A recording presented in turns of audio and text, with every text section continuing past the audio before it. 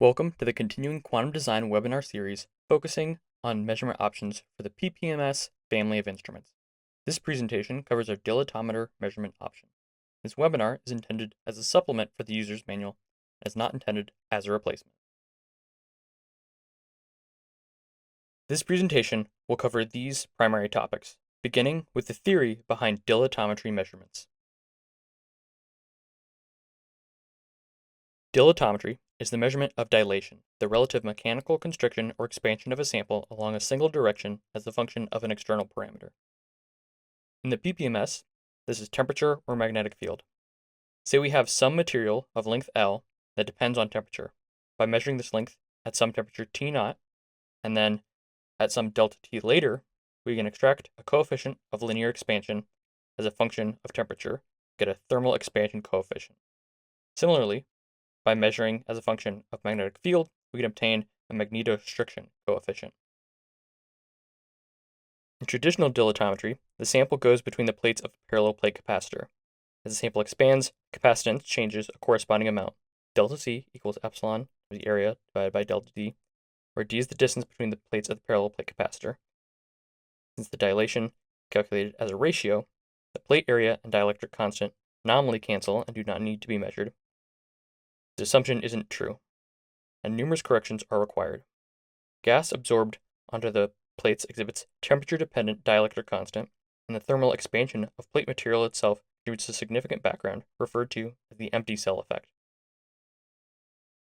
This measurement also requires an absolute capacitance measurement.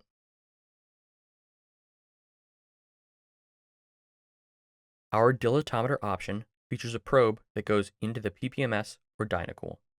The dilatometer cell capsule is mounted to the bottom of the probe, such that the sample is in the middle of the magnetic field. The cell is composed of a V-shaped top half and W-shaped bottom half with metallized surfaces. The top and bottom parts fit together and are attached at the sides by two flat hinges. The cell is made from precision-machined fused silica. This has a negligible coefficient of thermal expansion, negligible sensitivity to magnetic field, and is electrically insulating. The cell's metallized surface between the top and bottom halves creates capacitors, where the top is a shared reference signal, shown in blue, and the green and red surfaces create the other side of the capacitor. This allows for a ratiometric capacitance measurement, insensitive in first order to temperature gradients, exchange gas pressures, and magnetic fields. The cell features two grooves, where the sample is placed in one, and a spring to provide counterpoise force is placed in the other. As the sample expands, the top piece of the cell moves relative to the bottom, thus changing the distance between the plates of the capacitors. As the blue-green plate separation, dBg, increases, the blue-red plate separation, dBr, decreases by the same amount. We can quantify this delta L in terms of the change in associated capacitances, CBg and CBr.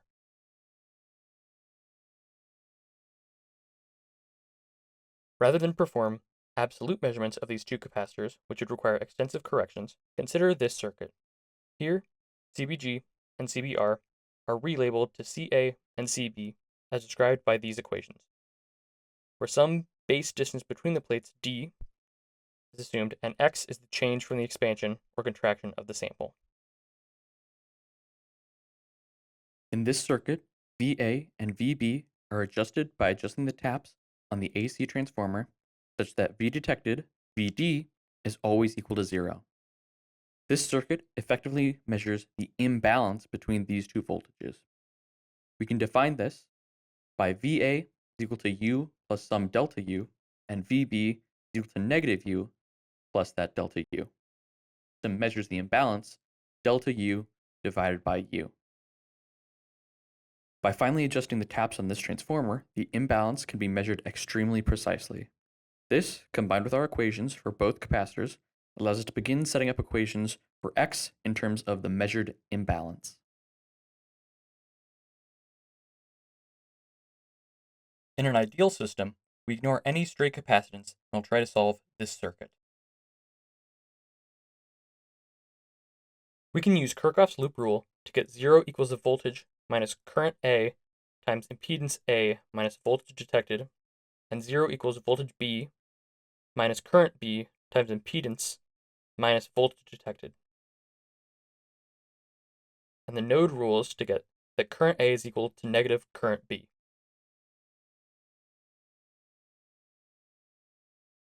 By substituting current A equal to negative current B into our first equation, we get equation 4. We can then subtract equation 2 from equation 4 to get equation 5. This gives us equation 6, which is current B in terms of VA, VB, ZA, and ZB. And plugging this back into equation 2, we can solve for V detected in terms of VA, VB, ZA, and ZB.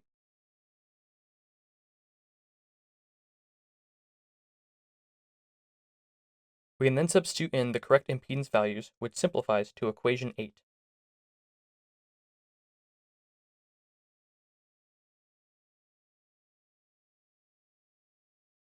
Finally, we can substitute in our values for the capacitance and voltage to get equation 9.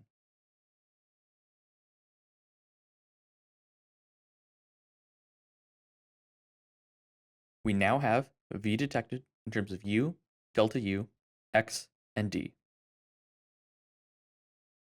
Because V detected is kept equal to 0, we simply have the imbalance, delta U divided by U, is equal to X, the change in the capacitance gap, divided by the initial distance, D, thus giving us a simple equation to calculate the change in dimension. Now, on to hardware. The dilatometer comes with the dilatometer module, dilatometer probe, the cell capsule, balance meter, and sample preparation tools. The dilatometer probe head features a port that the connection cable plugs into at the top. This features all the wiring to the capsule, which notably does not plug in to the bottom of the sample chamber. The underside of the head also features a built-in O-ring and clamp that seals to the top of the sample chamber.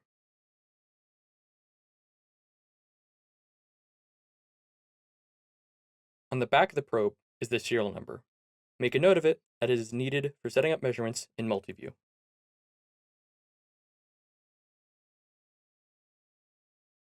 The bottom of the probe features electrical connections that plug into the cell capsule.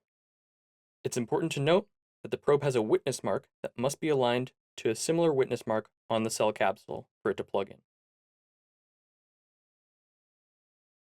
The cell is made from precision machined fused silica.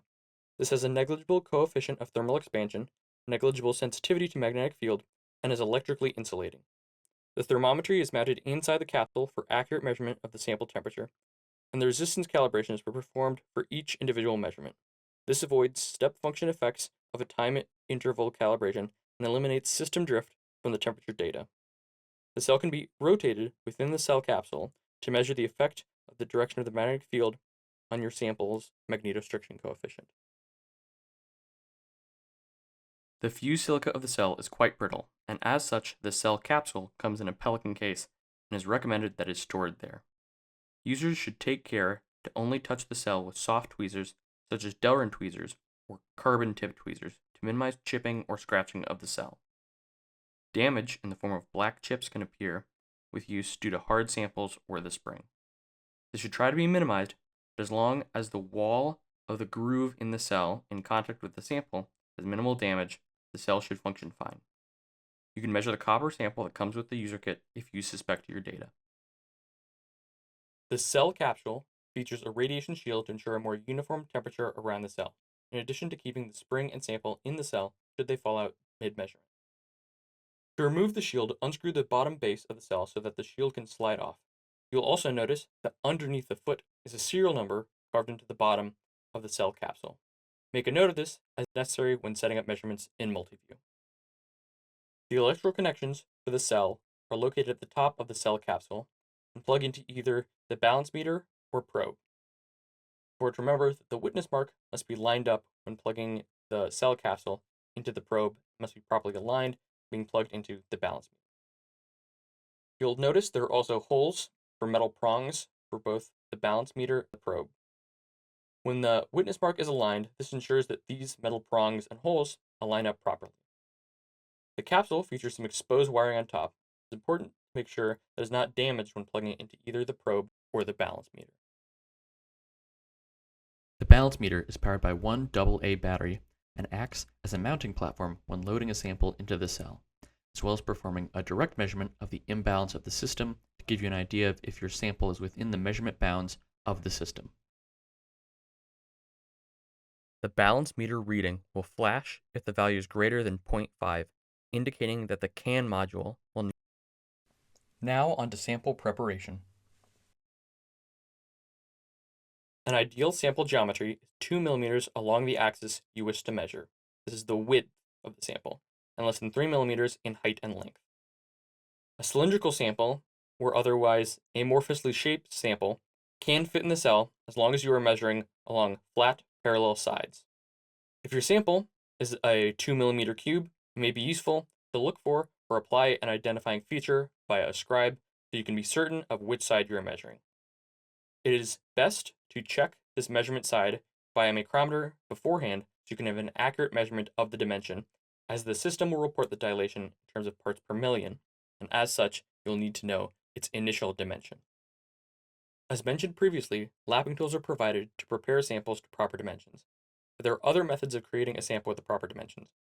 It may be highly dependent on your material, but if you have access to a machine shop, you may be able to use the tools there to more quickly prepare a sample than with these provided lapping tools. The lapping tool consists of 3 tools: a 0.77 inch, 0.79 inch, and 0.81 inch grinding block. To use them, cut a sample to the rough dimensions you wish, with a maximum length and height of 3 millimeters. For the 2 millimeter dimension you wish to cut, measure it and cut slightly larger than 2 millimeters so it can be sanded down to the appropriate size. You will first use the 0.81 inch tool to grind one side flat, and then use the 0.79 inch tool to grind the opposite side, resulting in a 2 millimeter sample with parallel sides. Using a hot plate, heat the lapping tool to approximately 125 degrees Celsius. Place the sample inside the groove of the lapping tool, with the side to be ground facing upwards. The side contacting the lapping tool should already be relatively flat.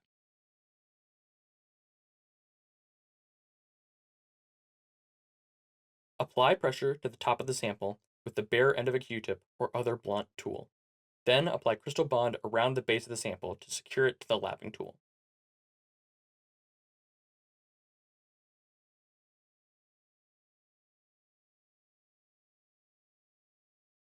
You should then remove the lapping tool from the hot plate so it can cool down and the crystal bond can harden.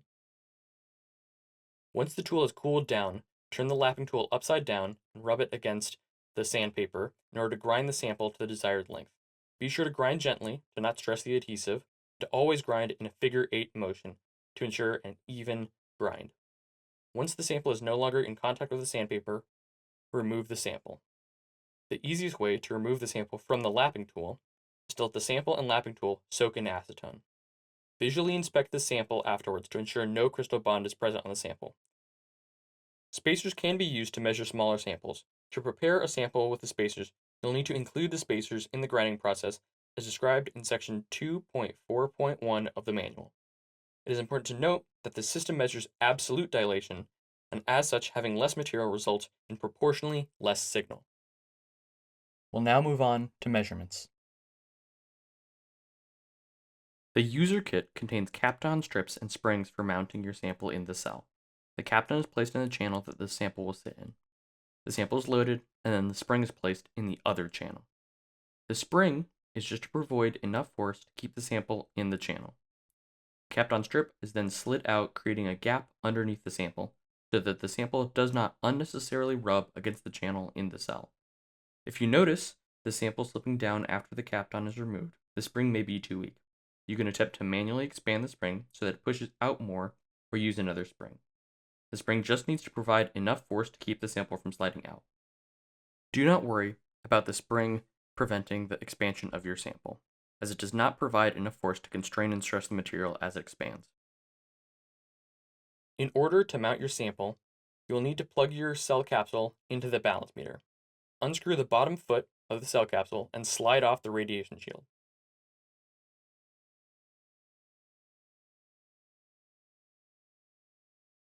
With the cell facing up, slide the capsule into the balance meter, then screw the plastic hold on the balance meter to hold the capsule in place.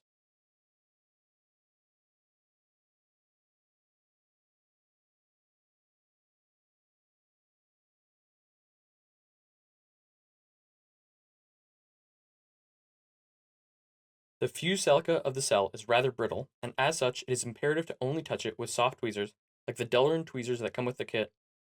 Alternatively, carbon tip tweezers can also be a good compromise of a firm tip tweezer that will not scratch or chip the cell. Next, you'll need to place one of the orange Kapton spacers that comes with the kit into the channel you plan on mounting your sample in. It does not matter which channel you use, but remember which channel the sample was placed in, as this needs to be input in the setup of your file for data taking in Multiview.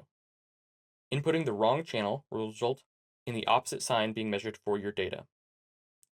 Before placing the Kapton spacer into the channel, it is recommended to place a sharp bend in the Kapton, so one half of the spacer angles out of the plane of the cell.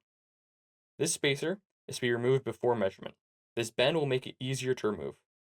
The purpose of the spacer is to create a gap to prevent contact between the bottom of the channel and the sample, as if the sample rubbed against the channel, there would be a large amount of noise which would drown out the measurement. Next, you will insert your sample into the cell. Ideally, this can fit in the channel with ease, but you may need to angle the sample downward in order to gently push open the channel. Now, you'll need to insert one of the springs that comes with the kit. Use the flat billed tweezers to hold the spring flat between the tips, and then with the sharp pair of tweezers, pinch the spring closed and insert it into the channel that does not have your sample in it.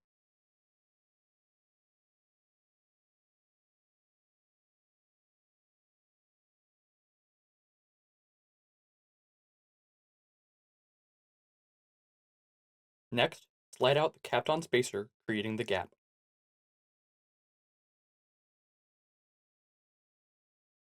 At this point, you can rotate the cell in the capsule in order to change the direction of the applied magnetic field relative to the measurement axis. In order to rotate the cell in the capsule, make sure it is secure in the balance meter. Then insert a 3/32 Allen key through the capsule secure screw on the balance meter. Carefully unscrew the set screw a quarter turn.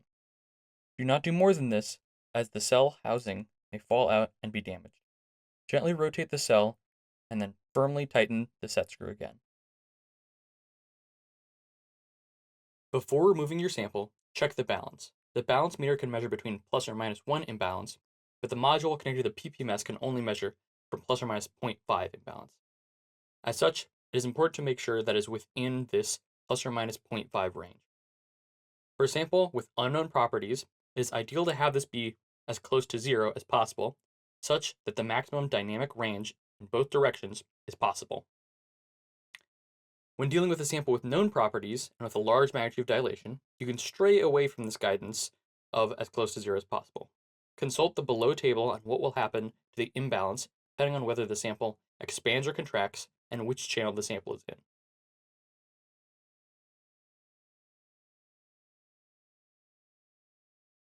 You will then need to attach your cell capsule to the bottom of your probe. Align the witness mark on the probe and capsule. Then screw in the 4 bolts into the top of the cell in order to hold it in place.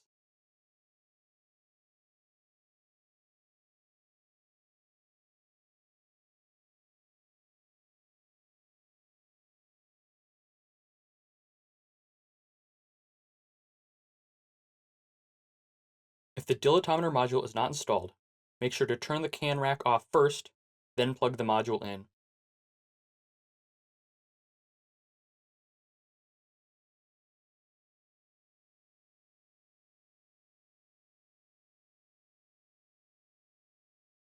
You may then turn the can rack back on.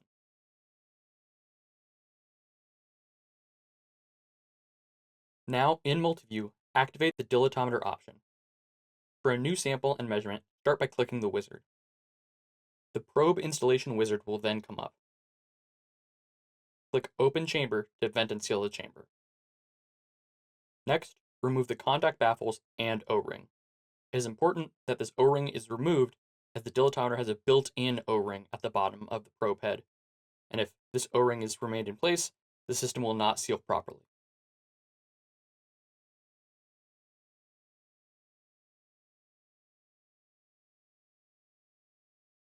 Then, insert the probe into the PPMS or DynaCool chamber. Close the clamps found at the bottom of the probe head such that it creates a seal with the sample chamber and is well seated.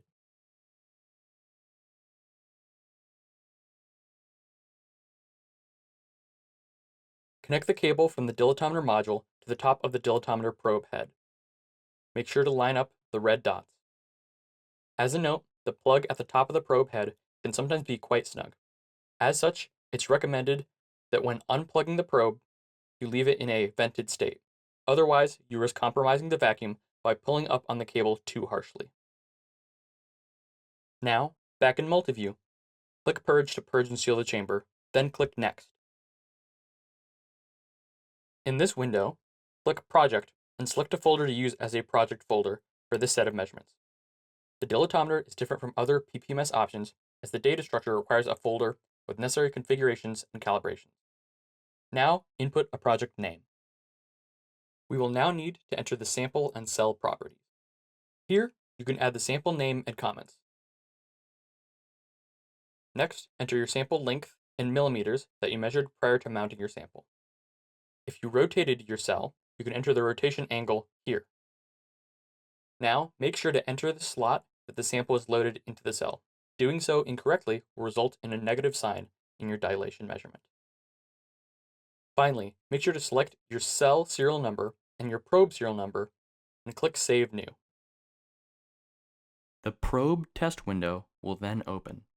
Click the Test button and verify that the cell thermometry matches the system's temperature. A difference of a few Kelvin is to be expected with the probe that was just inserted into the system. You should also double-check the cell imbalance is within the bounds of the system here. If these results pass, click Finish. We are now ready to start writing sequences. In addition to the standard multi-view sequence options, you will have the dilatometer options for thermal expansion, magnetostriction, and continuous. When starting a thermal expansion measurement, the user can enter in the scan name for the measurement. Any duplicate names will have a number appended to the end. The user can then enter in any comments pertaining to this measurement. The user will enter a start and end point for the sample temperature, along with how fast they want the temperature to ramp. The user may select which mode they want to acquire data in, either coarse or standard. Coarse is meant for quick diagnostics and does not have the resolution of standard. The user is not at the starting temperature. The system will then ramp to the starting temperature at its maximum rate, at which point the user can indicate a wait time before starting a measurement.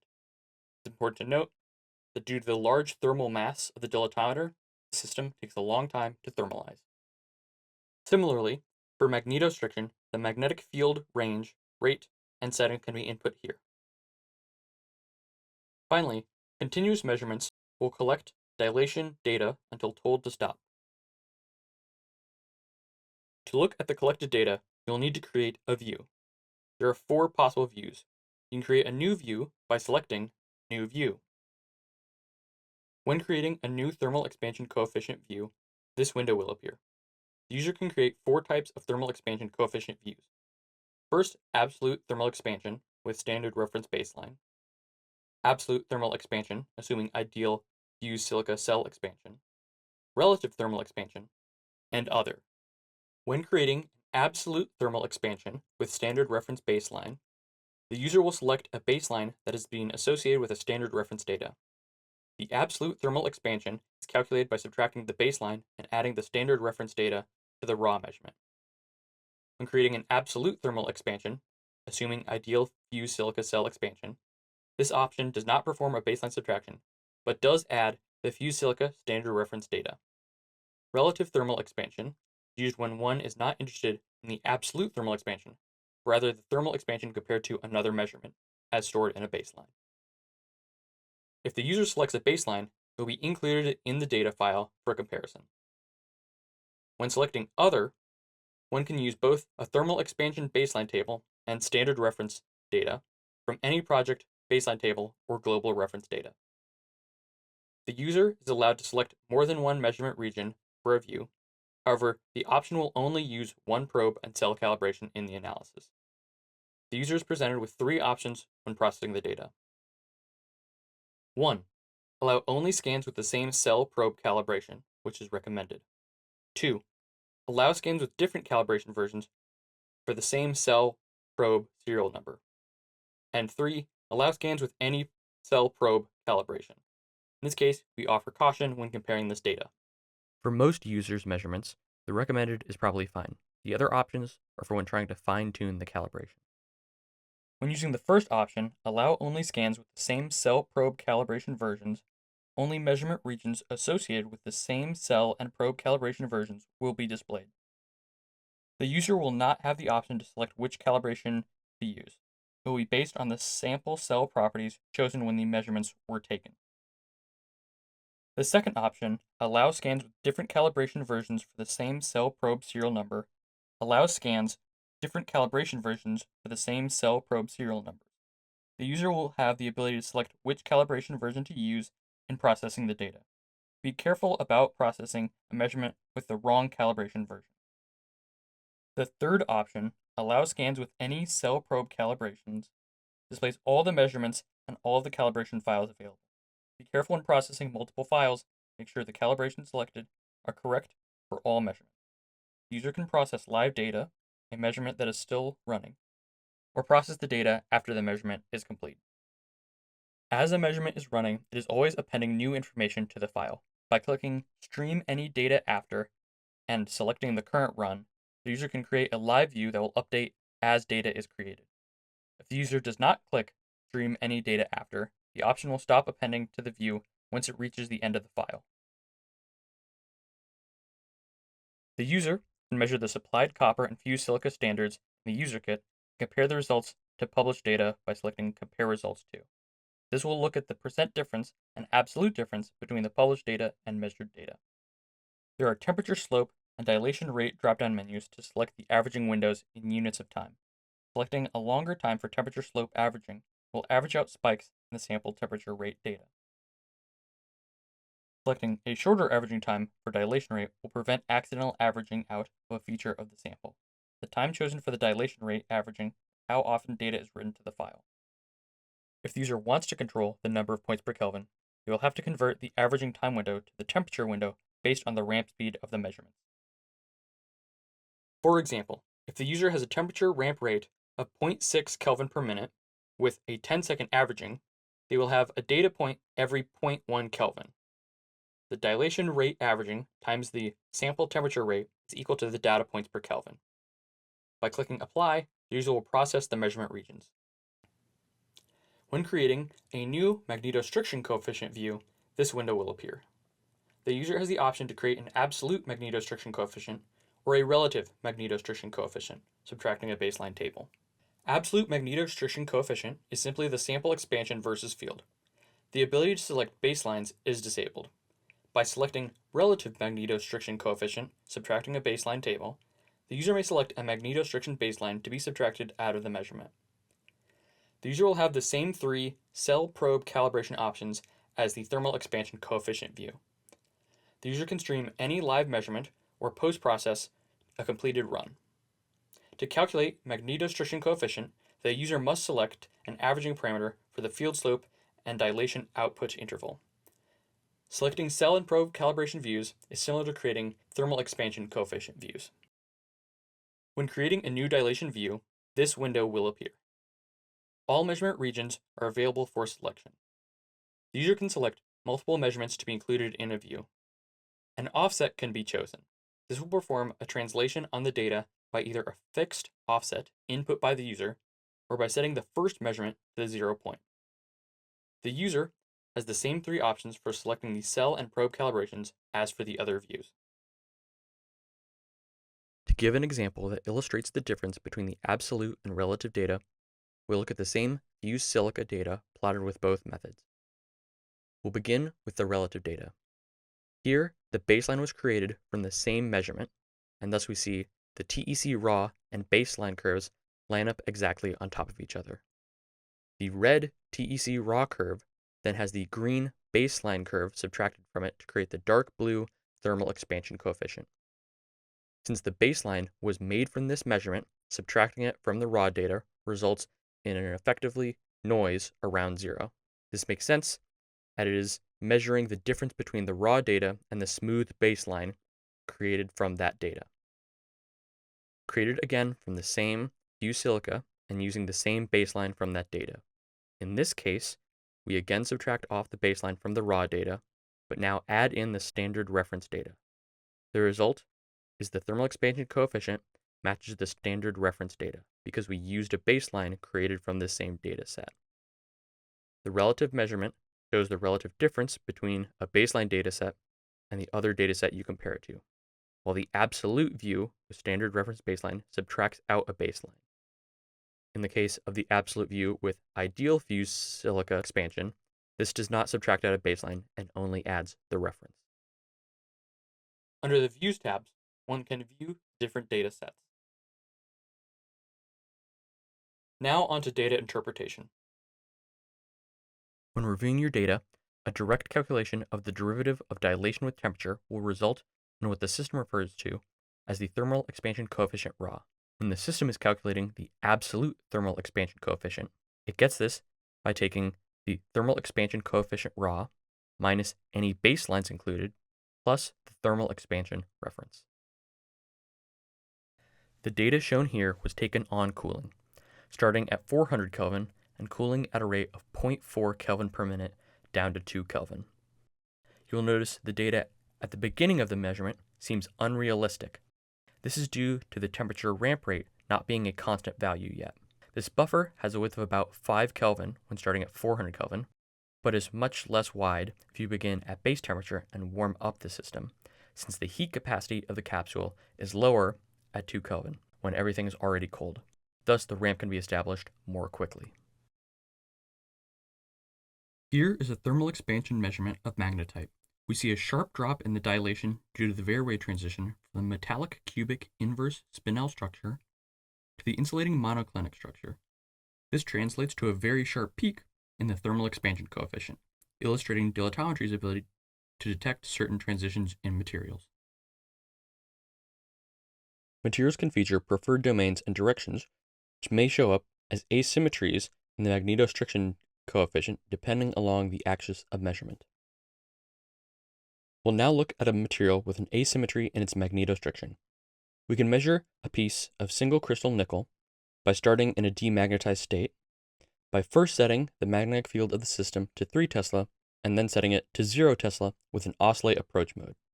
This minimizes our stray field, and then we can measure from 0 Tesla to 9 Tesla at room temperature.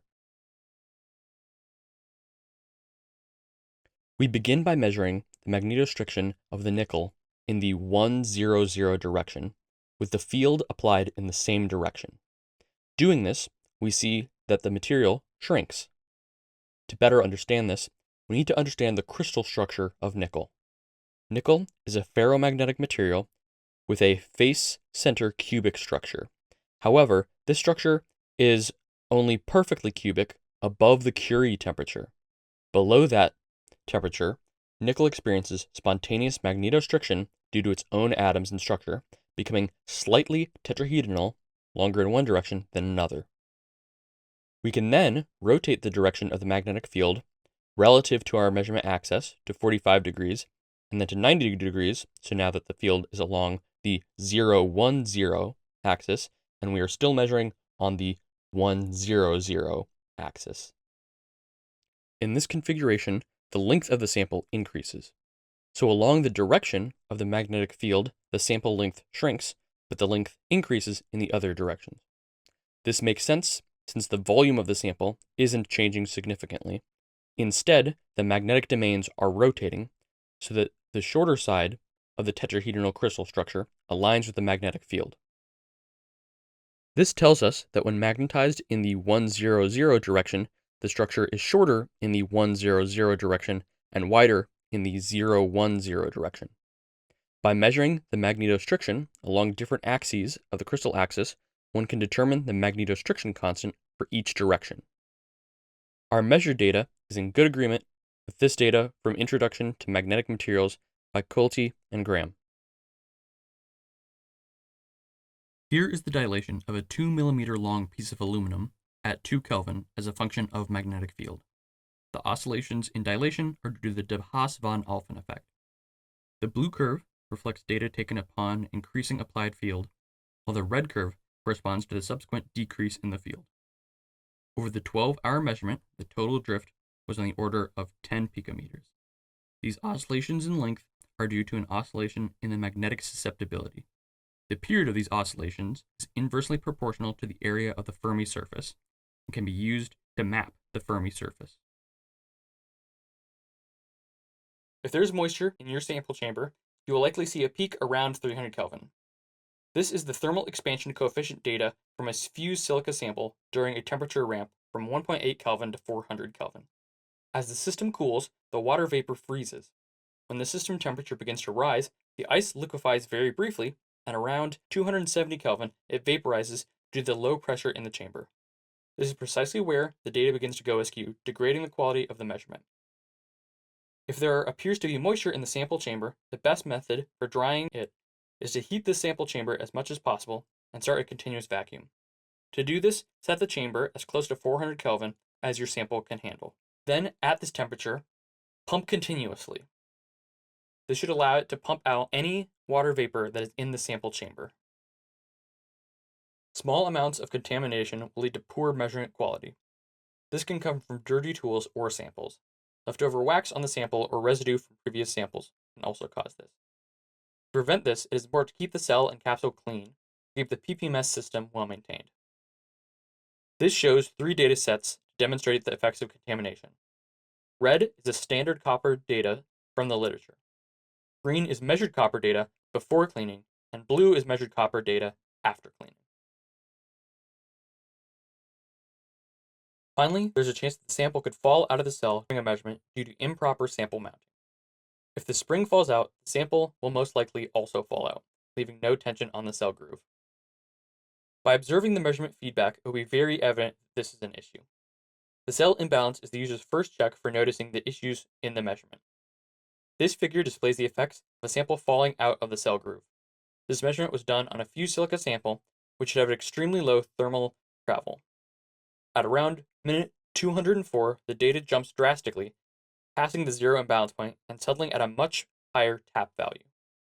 By connecting an oscilloscope to the B and C ports JR-2 and JR-3 on the module front panel, the user may observe increased signal noise as well. If the user suspects the sample has fallen out, simply abort the measurement and bring the system back to 300 Kelvin. Remove the probe and remount the sample. If each step of sample preparation and mounted is handled with care, this should not be a frequent issue. Now, on to maintenance. The dilatometer is incredibly sensitive and as such will detect water, oils, or other contaminants present in the system. In general, a quick clean can be done by submerging the entire cell capsule in isopropanol for 20 to 40 minutes. If a more thorough clean is required, the cell capsule can be submerged in methanol for 20 to 40 minutes afterwards. Never clean the cell with acetone. To dry the cell, gently blow on it with a nitrogen gun. Be sure to blow into the gaps in the cell and examine it under a microscope to make sure that it is completely dry. In addition, making sure your sample is well cleaned from contaminants, as well as keeping your tweezers, Kapton spacer, and spring clean, will ensure that you do not need to clean your cell capsule often. It is possible the calibrated cell constant to drift over time and with wear on the cell. In order to recalibrate the cell, start a project and measure the thermal expansion coefficient of the copper and fused silica reference samples provided, across a range that includes 300 Kelvin and 79.9 Kelvin. Then, in the Project tab, click on the arrow by the measurement, and you will see your samples. By clicking on the sample, you will see the option to calculate the new cell constant. In the subsequent window that pops up, you will select the data for each and specify which data is copper and which is fused silica. We recommend using 79.9 Kelvin and 300 Kelvin as fused silica has the same sample lengths as 70.9 Kelvin and 300 Kelvin, allowing those to nominally cancel out or minimize their contributions to this calculation. The reference data for this can be found here on your computer. This concludes the Quantum Design application webinar on our dilatometer option